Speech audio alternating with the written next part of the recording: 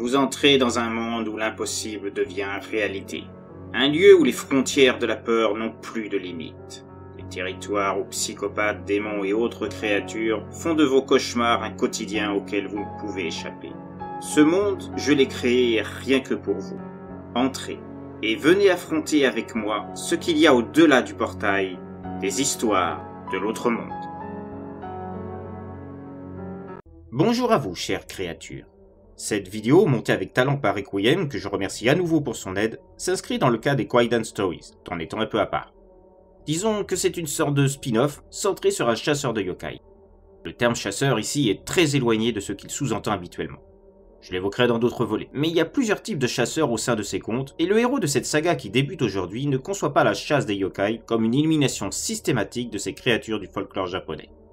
Il tente de comprendre la raison de leur présence au sein d'environnements humains, dialoguant avec eux, évitant toute forme de violence, afin d'aider à la fois les envahis et l'envahisseur sur un territoire donné. Une mission qui tient un pacte conclu avec le roi des yokai par son père et son grand-père avant lui, et dont il est le successeur. Un rôle qui le fait s'opposer aux autres chasseurs, qui ne comprennent pas le fait d'épargner ceux qu'eux considèrent comme des monstres. Pour ce premier volet, Ryo Okawari a été contacté pour aider la propriétaire d'un onsen à faire fuir un kappa, terrorisant la clientèle, et menaçant son commerce de faire faillite. Mais pour l'heure, place à l'histoire, qui se situe en plein cœur des territoires de l'autre monde. Les contes d'Okawari.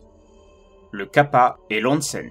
Le Japon est rempli de mystères, pour lesquels nombre de personnes essayent de se persuader qu'ils ne sont que des fables, des légendes, juste bonnes à titiller l'imaginaire, et servant de parabole à l'histoire de notre pays, comme des symboles des mots passés ou appartenant à une idéologie qui n'a plus lieu d'être dans notre monde moderne.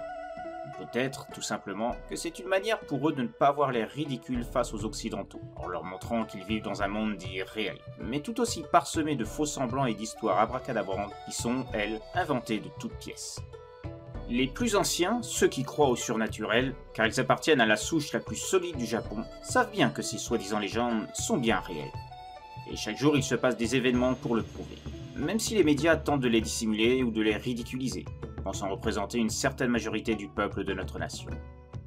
Mais ils ne font que se voiler la face, et surtout obéissent aux directives de patrons de chaînes, de journaux, de sites web, n'ayant pas été bercés par les histoires vécues par nos grands-pères, nos mères ou nos oncles. Tous ces aïeux qui savent que le paranormal fait partie intégrante de notre pays et est profondément ancré dans l'inconscient des mémoires du Japon. J'ai été nourri par cela, et même mieux, je le vis régulièrement. Des croyances aux esprits, aux oni, aux yurei et aux yokai. Sans doute la partie la plus importante de ce que l'on appelle communément un folklore fantastique, appartenant à la culture d'un pays, en faisant ses racines, ses fondements que ceux qui se disent modernes veulent oublier, se confortant que dans une simili-réalité qui est aussi fausse que le masque qu'ils se forgent chaque jour, pour faire croire qu'ils aiment leur métier, leur vie quotidienne, faite de compromis et de contraintes. Je fais plus qu'y croire. Je le vis chaque jour, du fait de mon métier un peu particulier, et qui me fait confronter au surnaturel et aux créatures de tous bords, à chaque lieu où je me rends. L'histoire que je vais vous relater n'est pas un conte inscrit dans un livre que j'aurais quelque peu amélioré. Elle est vraie. Et elle n'est qu'une partie de ce à quoi je suis confronté tout au long de mes périples, me faisant voyager d'île en île. Hokkaido à Honshu, de Shikoku à Kyushu, en passant par les îles Ryukyu, et même celles plus petites, presque inconnues d'une grande partie des Japonais.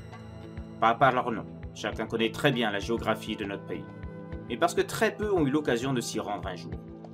Ce sont souvent ces petites îles qui possèdent les plus fervents adeptes des croyances ancestrales, car ils vivent avec le surnaturel à tout moment de leur journée, souvent bien remplis. Et les créatures, telles que les yokai, font partie de leur entourage commun. Si je vous parle des yokai, ce n'est pas sans raison. C'est parce qu'ils font partie de ma profession. Je suis un chasseur, mais pas au sens général tel qu'on l'emploie aujourd'hui dans nombre de pays et qui consiste à traquer et tuer. Non, là je parle de son sens premier.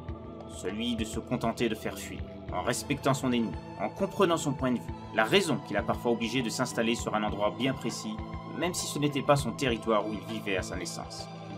Quelle que soit l'île, l'homme est responsable de la délocalisation de nombre de créatures.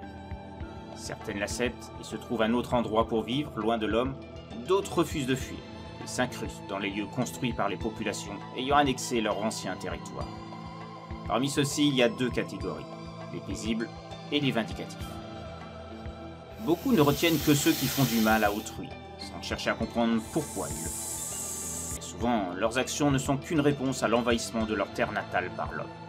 ce parasite à leurs yeux, qui s'est permis de s'imposer sans y avoir été convié près de leurs maisons, leurs forêts, leurs rivières, afin de les exploiter, les dénaturer, les polluer, modifiant de façon irrémédiable le mode de vie de races se cachant dans l'eau.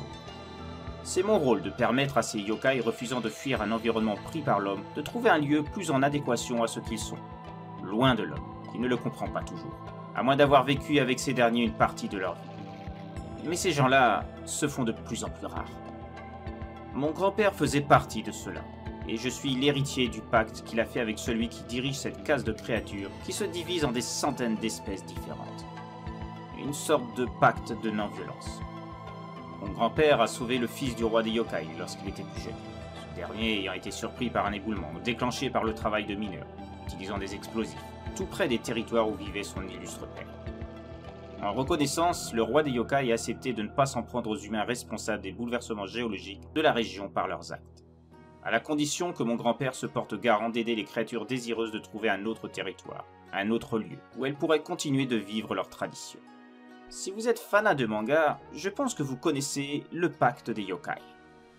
Eh bien, l'auteur de ce manga a eu connaissance de l'histoire de mon grand-père, qui fait office de légende dans la région où je suis né, et s'en est servi pour construire son récit, en modifiant plusieurs éléments afin de l'adapter à son lectorat.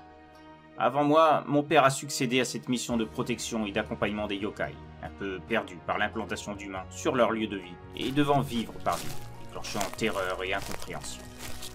Une mission dont j'ai hérité à mon tour, après que mon père soit devenu trop âgé pour continuer, tout comme mon grand-père avant lui. Mais je ne me suis pas présenté, ce qui est impardonnable pour un japonais. Cela fait partie de notre culture, et mal compris par les occidentaux, dont vous faites peut-être partie. Vous qui lisez cette histoire qui est véritable, je le répète à nouveau. Je me nomme Ryu Okawari, et comme dit précédemment, je suis un chasseur de yokai. J'aide ces derniers à quitter un endroit qui a été colonisé par une population peu propice à comprendre et accepter ces créatures. J'ai oublié de préciser que je fais payer mes services, car il faut bien vivre. Mais cet argent ne sert pas qu'à moi.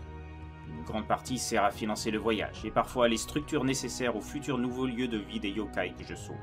Car il s'agit bien de cela. Un sauvetage. Et dans le récit qui suit, j'ai dû aider un jeune kappa à quitter l'onsen où il s'était établi. Pour ceux qui ne connaissent pas ce qu'est un onsen, il s'agit d'une source d'eau chaude naturelle, autour de laquelle a été construit des bâtiments pouvant accueillir des familles, des personnes seules, des voyageurs fatigués et désirant se relaxer, le temps d'une soirée ou pour une durée plus longue. On appelle ces établissements des ryokan, des auberges traditionnelles. Tout est construit pour s'adapter au paysage où se trouve la source, qui est l'élément principal. Le personnel qui officie dans ces établissements se charge de l'entretien des chambres où séjournent les clients, ainsi que des tenues de bain, des accessoires, serviettes, etc. Tout ce qui a trait au bain. Le Japon compte près de 2300 onsen sur tout l'ensemble de l'archipel. Si les sources sont d'origine volcanique, tous les onsen ne sont pas forcément situés à la campagne. Le Japon comporte de nombreuses régions volcaniques, y compris près des villes, où les onsen sont également très nombreux. Il faut savoir aussi que les Japonais sont très friands de ces bains publics, et nombre d'entre eux s'y rendent régulièrement. Contrairement à ce qu'on pourrait croire, ces lieux ne servent pas à se laver.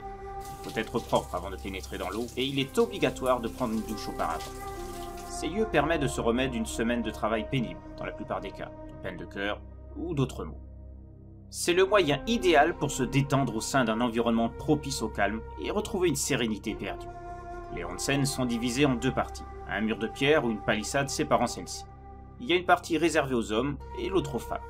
En règle générale, l'un et l'autre ne sont pas autorisés à se mélanger car on doit être nu pour entrer dans l'eau.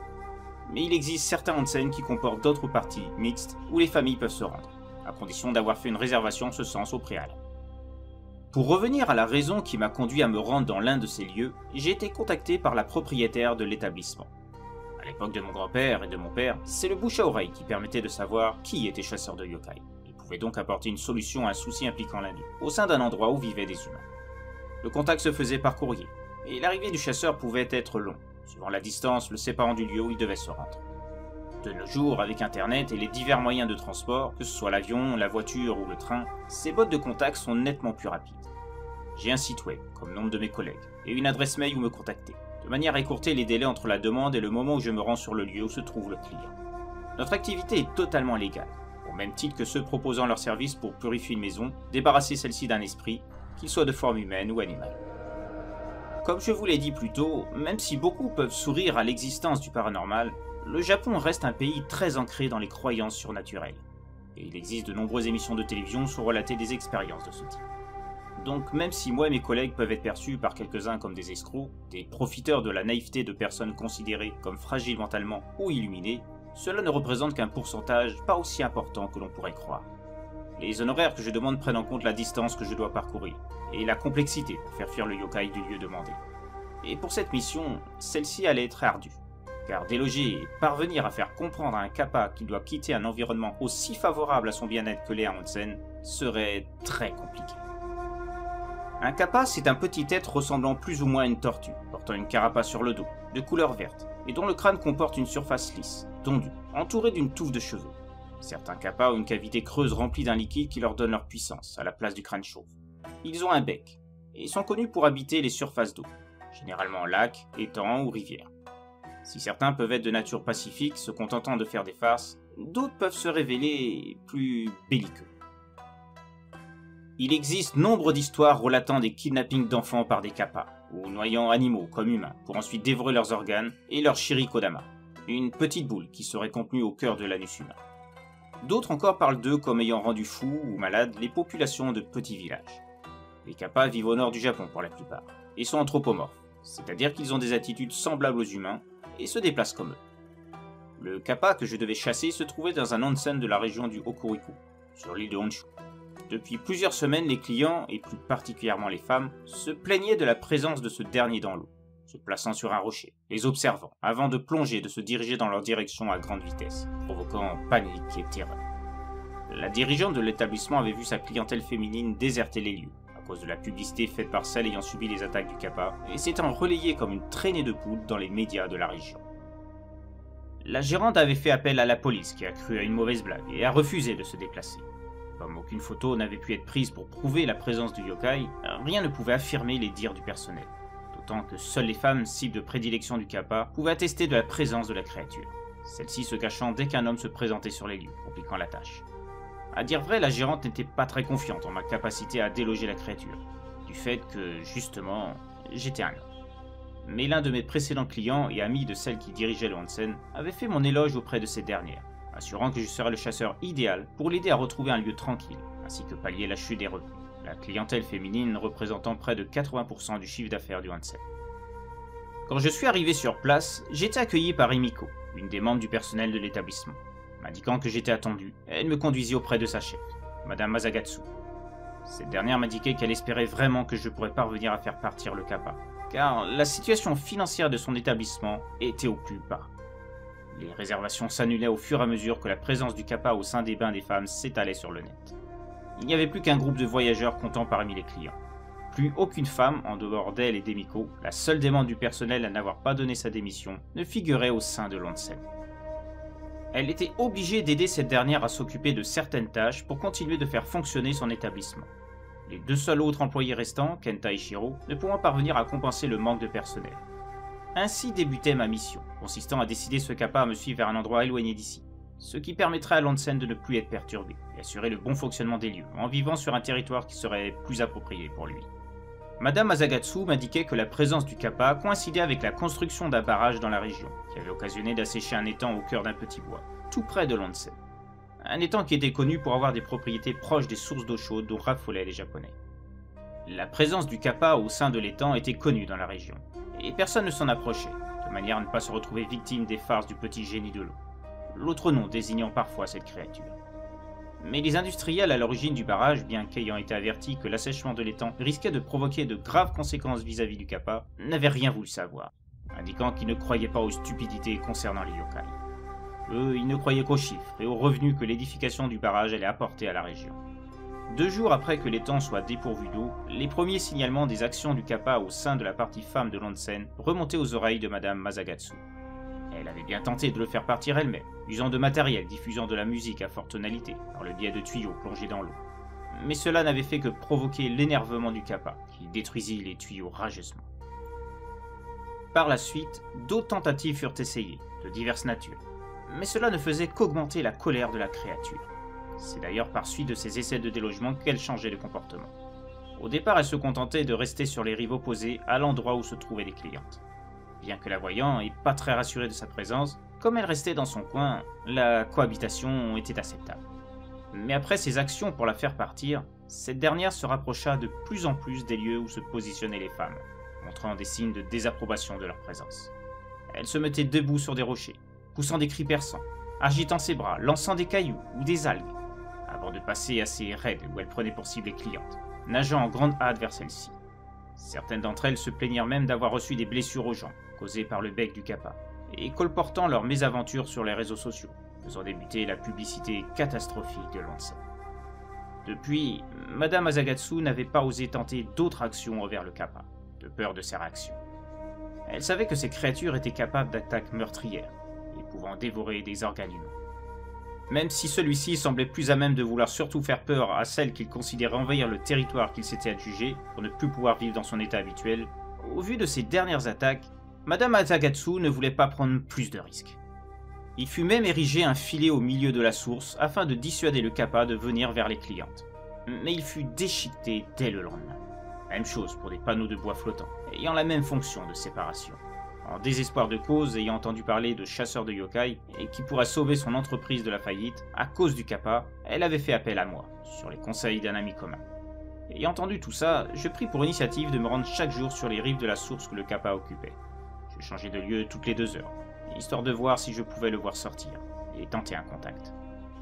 Grâce aux notes et aux conseils de mon père et de mon grand-père, je savais qu'il existait une sorte de langage universel pour communiquer avec n'importe quel yokai. Un peu comme le langage des signes pour les aveugles chez les humains.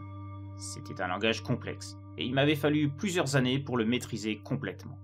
Mais il imposait d'avoir un contact visuel avec la créature concernée. Il se passait 4 jours sans avoir ce contact. Mais je ne baissais pas les bras.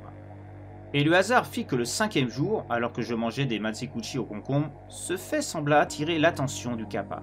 Sans doute avait-il senti l'odeur de ce légume, dont cette créature était très friande. J'avais bien pensé à utiliser cette petite faiblesse au début, mais au vu des attaques qu'il avait provoquées et juste après les autres tentatives pour le faire partir, j'avais eu peur d'avoir un résultat similaire à ce dont avait été témoin Madame Asagatsu. Je m'étais abstenu. Ce fut ce simple produit d'alimentation qui décida le kappa de s'approcher. Je voyais sa méfiance, tout en le voyant humer l'air régulièrement, puis ouvrir son bec, comme montrant un signe similaire à celui de se lécher les babines pour des animaux classiques. Pour gagner sa confiance, je jetai le makizuchi dans sa direction, qui tombait dans l'eau. Il hésitait un moment, avant de plonger là où l'aliment avait coulé.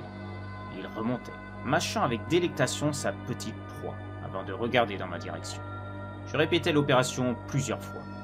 C'était comme une sorte de petit jeu entre lui et moi, qui installait un climat pacifique entre nous deux. Finalement, alors qu'il semblait attendre une nouvelle ration, je me risquais à utiliser le langage des signes yokai.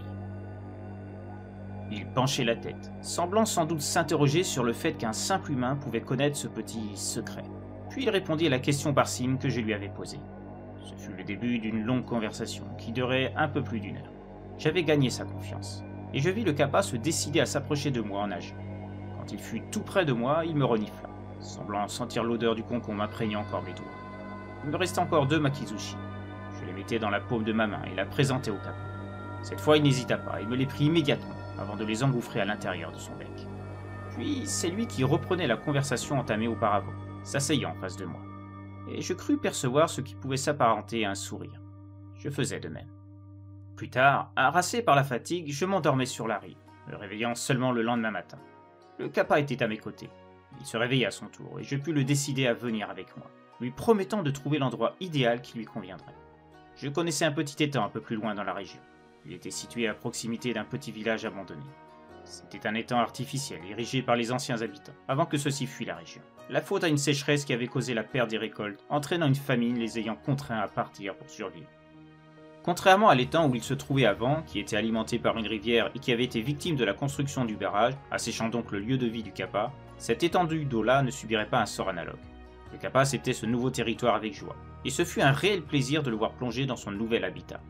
Le village et l'étang ayant subi les dégâts du temps, une grande partie de la végétation aux alentours s'était installée dans son périmètre, faisant des lieux un endroit inhabitable pour l'homme. Le kappa serait en paix ici. Je lui disais au revoir, lui promettant de revenir lors de passage dans la région, à l'occasion d'une mission. Après être revenu à l'onsen et perçu mon dû auprès de Madame Asagatsu, qui me donnait même un peu plus que la somme convenue, étant trop heureuse de retrouver la pleine utilisation de son entreprise, je repartais vers Kyoto, là où j'habitais en temps normal, quand je ne me trouvais pas sur les routes parsemant les îles du Japon, attendant un prochain contact, pour un nouveau yokai à qui je pourrais apporter mon aide. Lequel d'entre eux? Vous êtes curieux, mais je peux comprendre votre impatience. Il semblerait que j'ai attisé votre curiosité sur mon activité et ma manière d'opérer, tout en douceur, jamais de violence. Les yokai ont autant le droit au respect que nous. C'est ce que mon père et mon grand-père m'ont appris sur eux, et cela fait partie du pacte passé avec leur roi. Je l'ai rencontré un jour d'ailleurs, mais cela, je vous le raconterai une prochaine fois. Comme vous avez pu le voir, malgré leur aspect, malgré les actes de certains de leurs homologues, les yokai sont tout aussi différents par leur personnalité dans un même clan que les humains. Et c'est la dure mission de Okawari de faire comprendre cela aux siens, allant au-delà de l'incompréhension que ces missions suscitent de la part de personnes ne voyant que la violence pour retrouver une paix qu'ils jugent légitime. Sans accepter le fait que ce sont justement leurs propres actes qui sont à l'origine du danger représenté par la présence de ces yokai qui les terrorisent. Comme indiqué dans l'histoire, les bases de cette série trouvent leur inspiration dans le manga Le Pacte des Yokai. Disons que c'est une forme d'hommage à ce manga que je ne peux que conseiller à ceux qui ne connaissent pas. Bien sûr, j'ai totalement remodelé le concept de l'histoire à ma propre sauce, afin d'en faire mon propre univers. Chaque volet, au même titre que les Kwaidan Stories, explorera les us et coutumes de la vie japonaise, en se servant du récit. Ici, j'ai parlé des onsen, des établissements très populaires au Japon, véritables institutions de la culture du pays. D'autres exploreront les temples, les coutumes familiales, les forces de police, les commerces, etc. Tout ce qui fait la société japonaise. C'est une manière pour moi d'étendre un peu plus ma passion de ce pays. J'espère que ce premier conte vous a plu, et je vous dis à présent à très bientôt pour une nouvelle histoire de l'autre monde.